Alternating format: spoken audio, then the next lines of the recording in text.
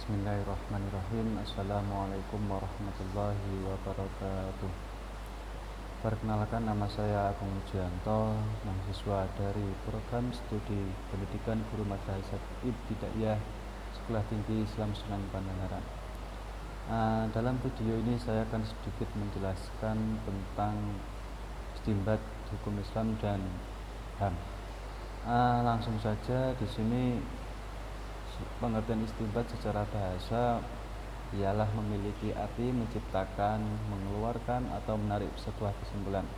Sedangkan menurut istilah istinbat merupakan arti suatu kegiatan yang dilakukan oleh pakar fikih atau hukum untuk mengungkapkan suatu dalil yang dijadikan dasar dalam menarik sebuah kesimpulan.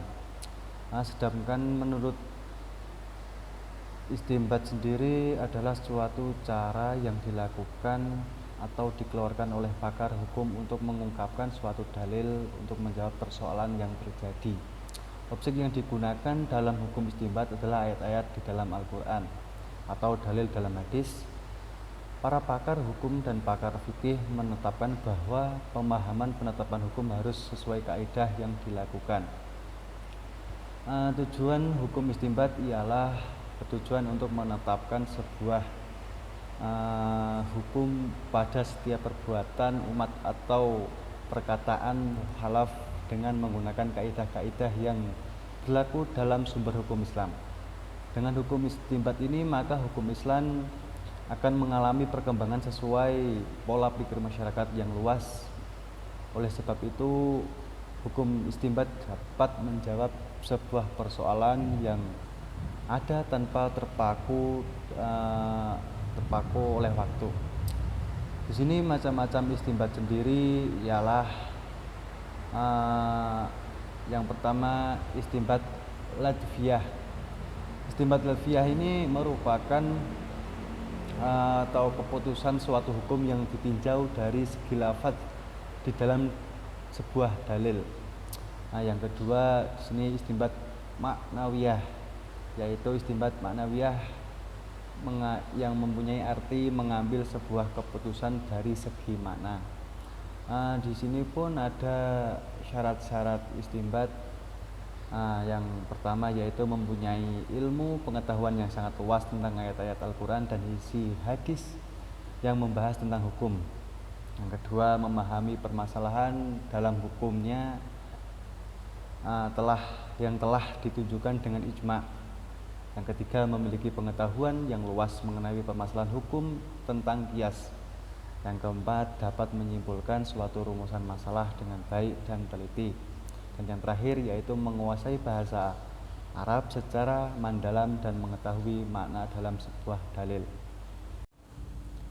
Selanjutnya saya akan menjelaskan tentang HAM atau hak asasi manusia. Pengertian HAM sendiri ialah suatu yang bersifat mendasar yang dimiliki manusia sebagai fitrah, sehingga tak satu pun makhluk yang bisa mengintervensinya apalagi mencabutnya. Menurut Jan Mentroshen dari Komisi Hak Asasi Manusia, Perserikatan Bangsa-Bangsa Hak Asasi Manusia ialah hak-hak yang melekat pada manusia, yang tanpa dengannya manusia mustahil dapat hidup sebagai manusia. Menurut Baharudin Lopa, kalimat mustahil dapat hidup sebagai manusia hendaklah diartikan mustahil dapat hidup sebagai manusia yang bertanggung jawab. Penambahan istilah yang bertanggung jawab ialah di samping manusia memiliki hak, juga memiliki tanggung jawab atas segala yang dilakukannya. Hak-hak asasi manusia adalah hak-hak yang diberikan langsung kepada manusia oleh Tuhan yang menciptakannya.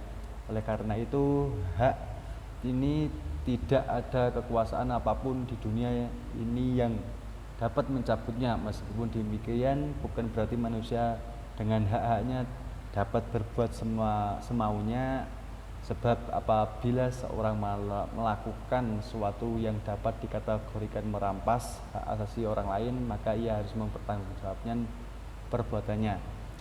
Sedikit sejarah tentang hak asasi manusia. Dilihat dari segi sejarahnya, umumnya pada pakar di Eropa berpendapat bahwa lahirnya HAM dimulai dengan lahirnya Magna Carta pada 1215 di Inggris. Tindakan ini tidak sewenang-wenang. Raja Inggris mengakibatkan rasa tidak puas daripada bangsawan yang akhirnya berhasil mengajak raja untuk menyusun perjanjian yang disebut dengan Magna Carta. Magna Carta berisi antara lain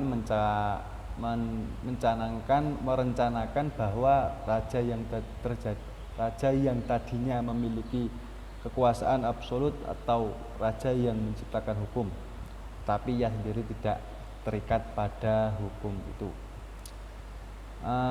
Karena menjadi dibatasi kekuasaannya dan dapat diminta pertanggungjawaban di muka hukum. Dari sinilah lahir doktrin raja tidak kebal hukum lagi dan memiliki tanggung jawab kepada hukum. Selanjutnya, dengan demikian saat itu mulai dinyatakan bahwa raja terkait pada hukum dan bertanggung jawab kepada rakyat, walaupun kekuasaan membuat undang-undang pada saat itu lebih banyak berada di tangannya. Dengan demikian kekuasaan raja mulai dibatasi dan kondisi ini merupakan embrio bagi lahirnya monarki konstitusional yang berintikan kekuasaan raja hanya sebagai simbol belaka.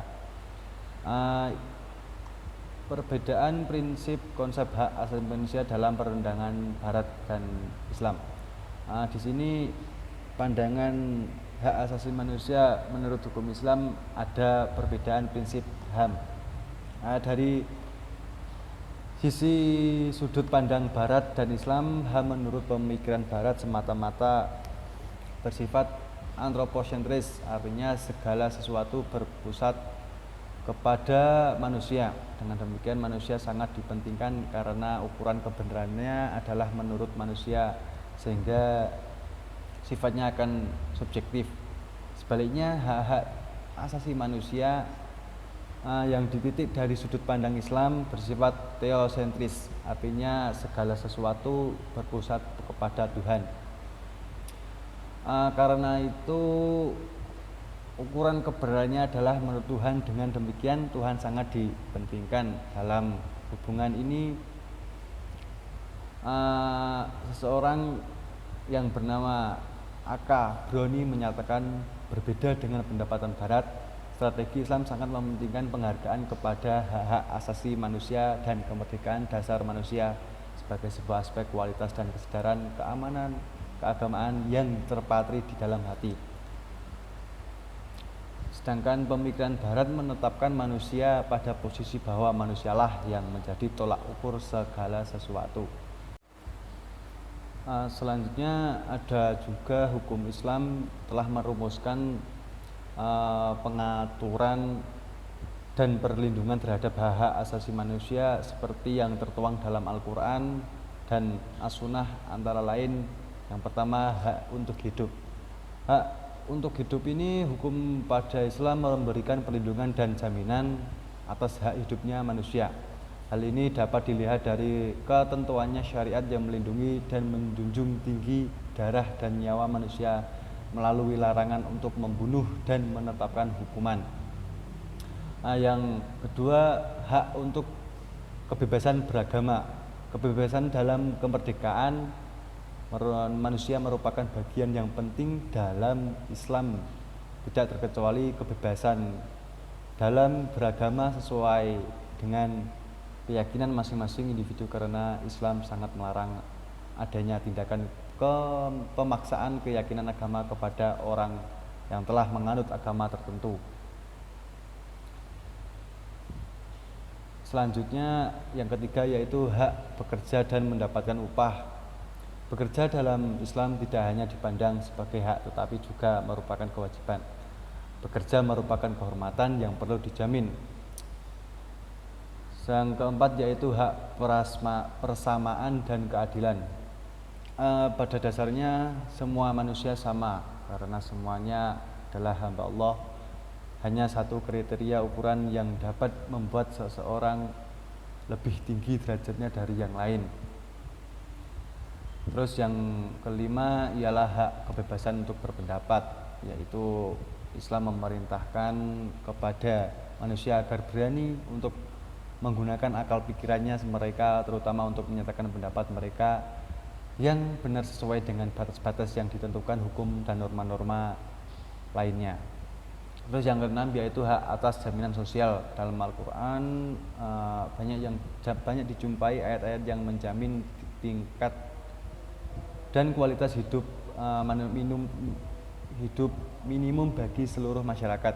Ajaran tersebut antara lain yaitu kehidupan fakir miskin harus diperhatikan oleh masyarakat, terutama oleh mereka yang punya. Yang ketujuh ialah hak atas harta benda.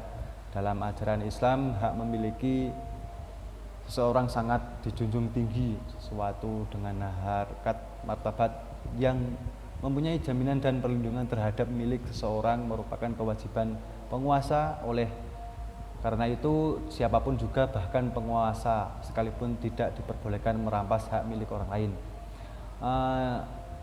kecuali untuk kepentingan umum menurut tata cara yang telah ditentukan lebih dahulu. Baik teman-teman, sedikit penjelasan dari saya mengenai istinbat dan HAM.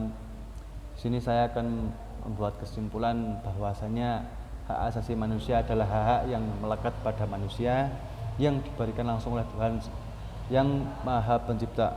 Perbedaan prinsip antara konsep HAM dalam pandangan Barat dan Islam adalah bahwa HAM menurut Barat bersifat antroposentris, artinya segala sesuatu berpusat pada manusia. Sedangkan HAM dalam Islam bersifat theosentris, artinya segala sesuatu berpusat pada Tuhan. Demikian video yang saya buat. Terima kasih kepada teman-teman yang sudah menonton. Bila ada yang mau ditanyakan, silahkan nanti bisa komen di WA Group. Dan selanjutnya saya Agung Mujianto, saya mohon maaf yang sebanyak-banyaknya dan saya pamit undur diri. Terima kasih. Wassalamualaikum warahmatullahi wabarakatuh.